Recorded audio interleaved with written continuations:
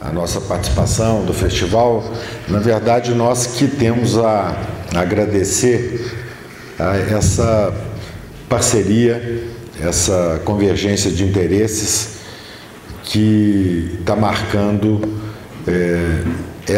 a quinta edição da Semana de História, o Seminário Nacional do FIST e o próprio festival em si, né? O FIST começou em 2011, sempre foi um sonho nosso esse estreitamento, né, de relações com a Universidade Federal do Vale de Jequitinhonha e Mucuri, o curso de História. Nós tivemos uma parceria muito forte no início com o projeto República da UFMG, mas sempre também buscando esse estreitamento. Infelizmente, eu acho que essa edição, eu espero, coroe aí de sucesso essa parceria, né? A Keila, a Beth, o André, a Vitória, quer dizer, fizemos dezenas de reuniões aí afora para construir essa parceria e ela está frutificando de maneira muito profícua. Eu fiquei, sinceramente, pensando como falar aqui, porque eu não trouxe recurso audiovisual, poderia ter trazido, realmente a minha questão vai um pouco mais do ponto de vista conceitual do que uma demonstração de ações ou possibilidades, porque eu sou jornalista de profissão, né? Na verdade, eu fui repórter de jornais, Jornal Globo, fui presidente da Federação de Jornalistas, do Sindicato de Jornalistas de Minas Gerais. A minha formação é uma formação de redação mesmo, como repórter, difícil falar para uma plateia de historiadores, na medida em que são campos profissionais que, embora tenham alguma proximidade do ponto de vista da pesquisa, né? O repórter não deixa de ser um investigador, um pesquisador, né? Os campos são campos bastante distintos do ponto de vista dos resultados imediatos. Nós fazemos jornal, fazemos reportagem, às vezes escrevemos livros, bastante diferente do trabalho científico desenvolvido pela universidade. Mas o Festival de História, por incrível que pareça, é o resultado dessa junção dos interesses do pessoal da área de comunicação com a academia de modo geral, né? Quando o festival surgiu em 2011, eu trabalhava no Instituto do Patrimônio Histórico Nacional, no IPHAN, e tinha um relacionamento institucional, por força do órgão que eu representava, com a extinta, infelizmente extinta, Revista de História da Biblioteca Nacional. Eu não sei se vocês aqui, os mais velhos, os professores, devem lembrar, não sei se os alunos chegam a lembrar dessa história. Foi uma história, uma revista muito importante. Ela circulou do final de 2007, 2008 até 2015. Foram quase 10 anos de edições dessa revista, uma revista dirigida por um historiador do Rio de Janeiro, o Luciano Figueiredo, e por força dele ser o editor da revista e eu estar no IPHAN, nós então imaginamos e começamos a conversar a possibilidade de fazer um evento que pudesse, diríamos, dar uma continuidade prática ao que a revista de história já fazia, ao publicizar e democratizar os conhecimentos da academia, né? O Luciano fez um trabalho maravilhoso nessas edições. Quem puder, elas agora inclusive estão disponíveis. Eu tenho quase todas as revistas guardadas, porque eu gosto muito de papel fisicamente. A coleção está disponível na internet. São revistas assim primorosas, né? E aí o Luciano, nessas conversas no IPHAN e junto com a revista de história, concebeu-se a ideia do festival. Conversamos na direção do IPHAN, O IPHAN, aquela época, Luiz Fernando, que era o presidente, gostou da ideia. Houve então um processo de discussão sobre onde seria o festival, né? Já que com a chancela institucional do IPHAN teriam que consultar outras cidades onde o evento pudesse ocorrer. Houve uma consulta em São Paulo, uma consulta também em Florianópolis. Tinham 3 candidaturas, Diamantina e mais 2, uma daquelas vilas da Grande Florianópolis, não me recordo o nome agora, é um lugar muito legal que eu conheço, e em São Paulo. E aí houve uma decisão mais ou menos informal, optando por se realizar em Diamantina. E nós nos esperamos, né? Quer dizer, quando a opção de Diamantina foi um pouco, a cidade era patrimônio da humanidade, não tinha eventos de porte nacional muito firmados no calendário cultural da cidade, ao contrário de Tiradentes, que tem o Festival de Cinema, Ouro Preto, que tem também o Festival de Cinema, tem a UFOP realiza com a Gramont, o Festival das Letras, enfim, Diamantina, talvez pela distância, etc e tal, não tinha ainda um evento, e a ideia foi então trazer para Diamantina, desculpa que eu estou contando história, viu gente, porque isso jornalista sabe fazer, mas é para a gente resgatar um pouco essa memória. E aí, a ideia, vínhamos num boom do crescimento da venda de livros de temas históricos. 2000, eu vou fazer aqui algumas profanações, né? Mas, por exemplo, Eduardo Bueno, a gente chama de Peninha, um jornalista de Porto Alegre, um doidão, fez até quadro fantástico com temas da história, não sei se vocês lembram. Isso aqui é história, se não me engano, que ele até fantasiava de rei, mas, no entanto, aquela série que ele lançou em 2000, nas comemorações dos 500 anos, teve livro com 150 mil, 200 mil livros vendidos, assim, no top de linha. E não só, a própria Meire Del Priore, já com circulações gigantescas. A ideia do Luciano, que a gente conversou na época, tem um espaço para a literatura de temas históricos aberto no Brasil. O sucesso da revista é um exemplo disso. Então vamos fazer um festival num formato onde a gente possa colocar frente a frente o historiador, ou aqueles que estão pesquisando, produzindo na universidade conhecimentos de história, com o grande público. E intermediado sempre fazendo numa perspectiva onde você tem lado a lado antropólogo, sociólogo, historiador, jornalista, às vezes escritor, falando sobre o mesmo tema. Foi um pouco essa ideia. E recheando com uma programação de oficinas, uma programação de minicurso. Vou falar até a verdade, um pouco inspirado na experiência de sucesso de Paraty, né, com a Flip.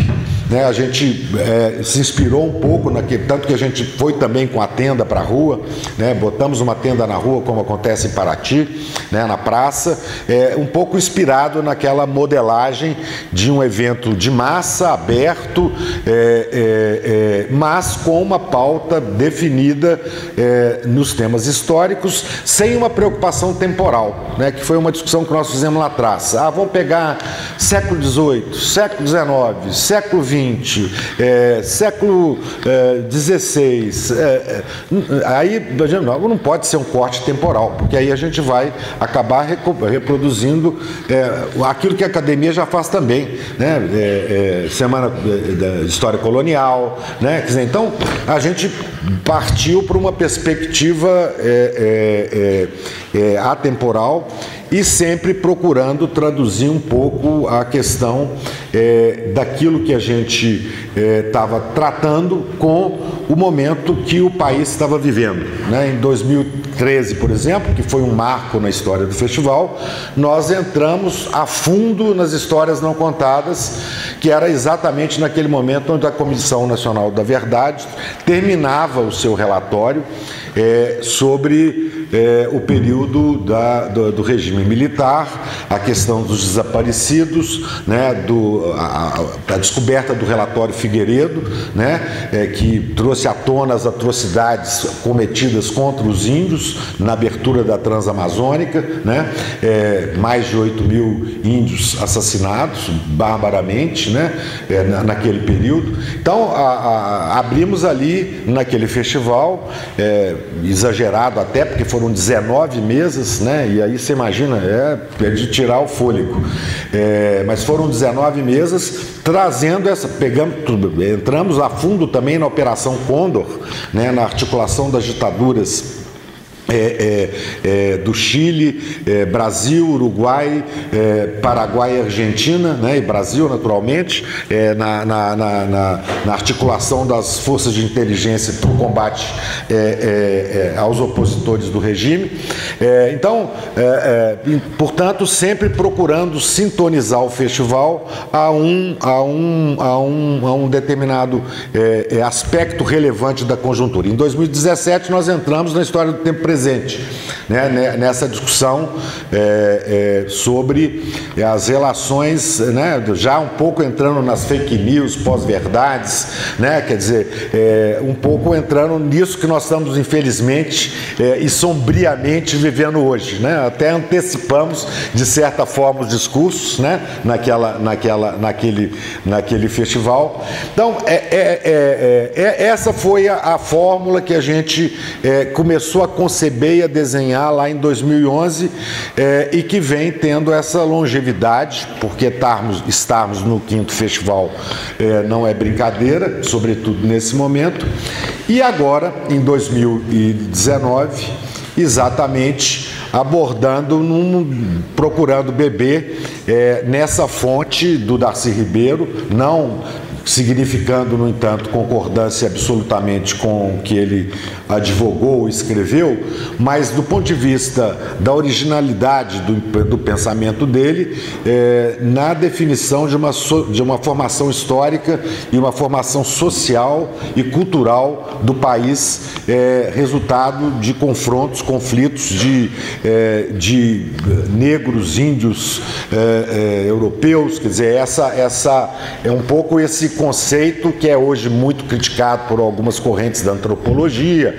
Podemos falar do Gessé aqui, que questiona bastante isso é uma outra discussão, né? Mas assim, nós achávamos que, no entanto, abordar a história agora pela ótica do que escreveu Darcy era um contraponto a um momento onde prevalece o obscurantismo, o conservadorismo, a intolerância, o preconceito, o racismo transvertido das mais variadas formas de expressão. Então, a ideia foi um pouco nesse sentido, da gente procurar desvendar um universo baseado a partir dessa dica, dessa abertura de caminho feita pelo Darcy, que infelizmente eu acho que é um dos intelectuais brasileiros mais importantes do século XX, mas muito esquecido, até mesmo porque ele foi muito controverso, né?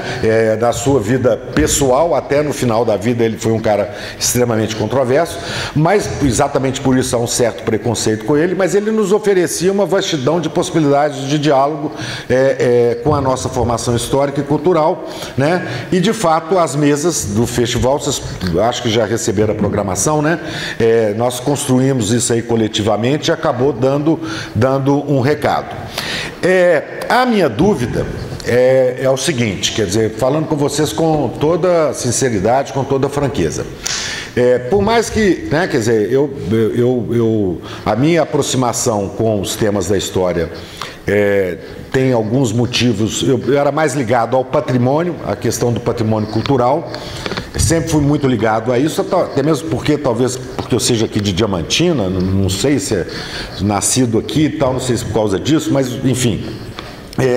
Mas eu sempre fui muito interessado na questão do patrimônio cultural e natural, né? Eu fiz uma expedição pelo Rio São Francisco em 2001 com 50 pessoas, fazendo todo o registro do patrimônio cultural e natural, embarcado com as equipes, com vistas à candidatura do Rio à Paisagem Cultural da Humanidade, fiz caminho da Bahia, de Mariana até Salvador, passando pelo Recôncavo, Chapada Diamantina, tudo nesse processo de registro de patrimônios culturais, manifestações de comunidades tradicionais, pescadores, barranqueiros, comunidades religiosas, índios, fazendo essa relação entre o patrimônio cultural, né, intangível, com o patrimônio material, com o rio, né? Fizemos Jequitinhonha também, tentamos navegar o Jequitinhonha de Mendanha até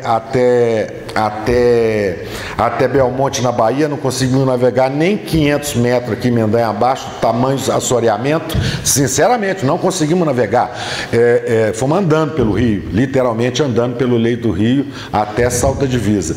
Então, a minha relação sempre foi maior com a questão do patrimônio histórico-cultural, mas inevitavelmente a gente acaba caindo no mesmo patrimônio cultural, né?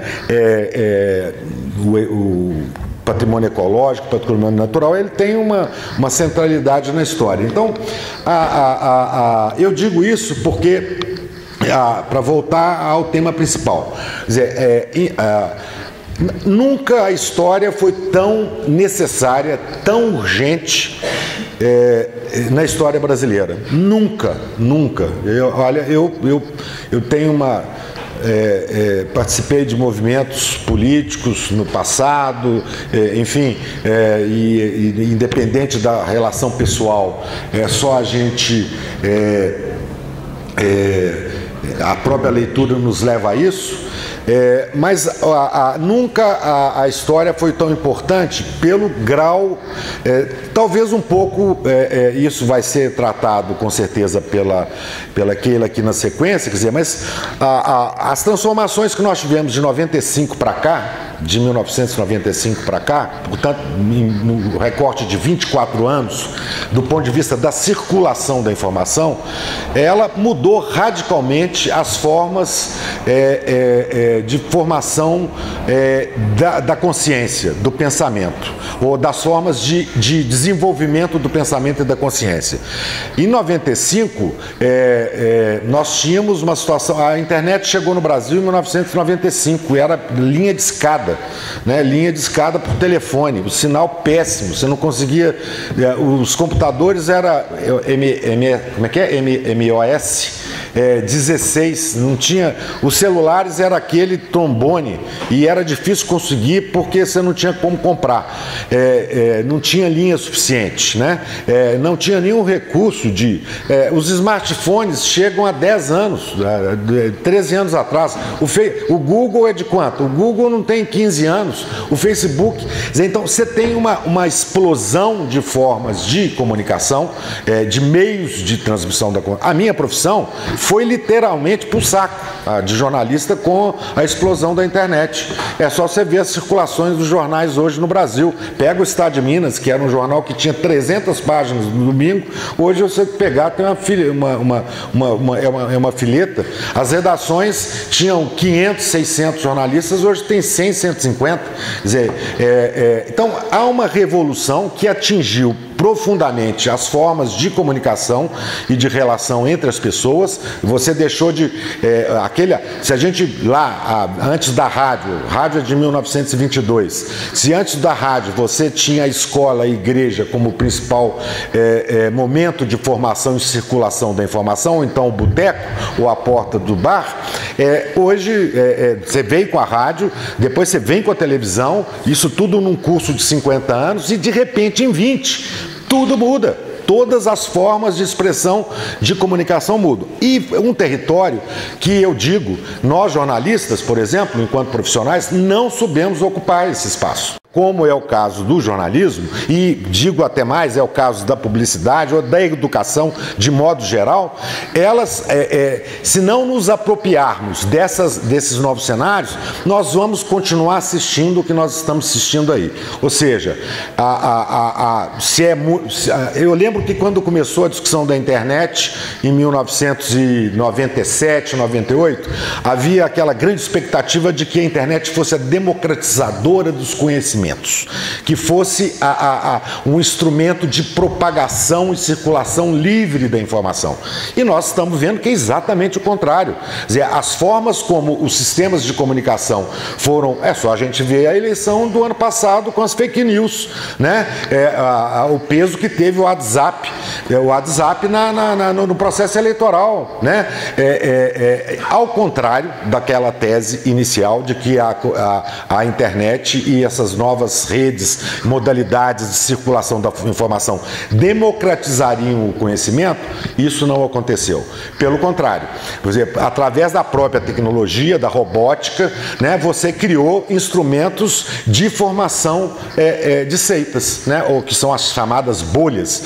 E isso, inegavelmente, está associado com esse ambiente novo da comunicação e da circulação da informação, que é que é a ferramenta de trabalho de vocês, que ficam aí pegando partituras ou arquivos do século XIX, XVIII, do Distrito Diamantino, como eu estava vendo, tem trabalhos interessantes que serão apresentados no seminário, que estão lá resgatando documentos fundamentais da Constituição dessa região, etc. e tal. Agora, isso está acontecendo numa velocidade extraordinária. E eu acho que o desafio do Festival de História, o desafio do historiador, o desafio do jornalista, de quem trabalha com a comunicação e quem trabalha com educação, é ocupar esses novos espaços e furar essas bolhas. Não há fórmula, receita objetiva para isso. Nós ainda não temos... a Revista da História, como eu citei, foi um veículo impresso extraordinário num determinado momento da história da circulação de informação no Brasil, pelas mãos do Luciano Figueiredo. Foi muito extraordinária, chegou a ter 50 mil exemplares de tiragem, né? Isso não é pouco para uma revista mensal de 78 páginas, que era o mínimo da edição dele, né? Então teve uma importância extraordinária. Nós temos a experiência, outras experiências bem-sucedidas. O Café História com o Bruno Leal, que estará aqui conosco na quinta-feira, se não me engano, quinta-feira, né? Temos outra coisa, o Iclis Rodrigues com a leitura obrigatória. Não temos ainda uma receita de bolo. São experiências que têm que ser fomentadas por nós, historiadores, jornalistas, educadores de modo geral, para tentar criar um novo ambiente de circulação da informação que restitua a verdade, né?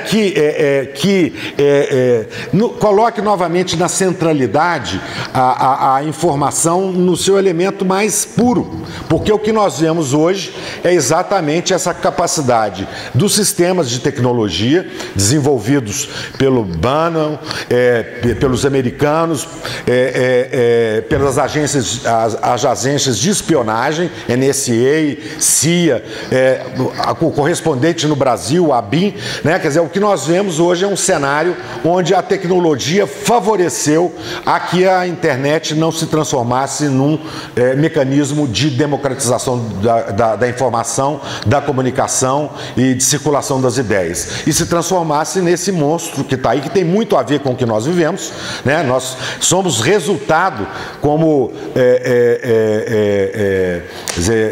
vamos dar uma longa discussão, né, aquele lá 2013, as jornadas de junho, né, podemos conversar sobre a Primavera Árabe, dos turcos, mas nós vivemos um momento onde essa questão da comunicação, no sentido das novas tecnologias, tornou-se essenciais, tanto para a democracia, mas também para a nossa sobrevivência enquanto profissionais da área de história, da área de comunicação.